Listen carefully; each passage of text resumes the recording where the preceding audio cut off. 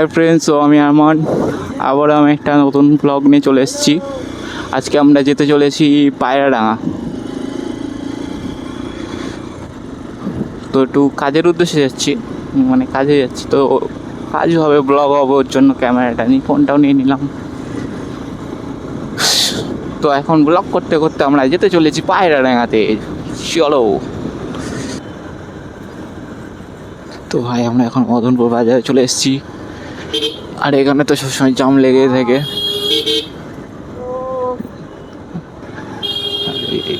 Indicator দিয়ে দিয়েছে, পার না হয় ভাই সোজা রেখে দিয়েছে গাড়ি। দেখো ভাই কি অবস্থা। আরে সাই ভাই ভাই বাইকার্সদের, সমস্ত বাইকার্সদের শত্রু ডগ।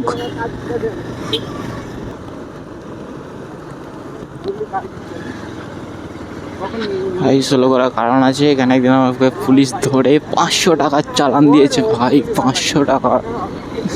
কাজে যাচ্ছিলাম যেহেতু, 400 টাকা কাজ করতে পারলাম না, কিন্তু 500 টাকার ফাইনও দিতে হলো।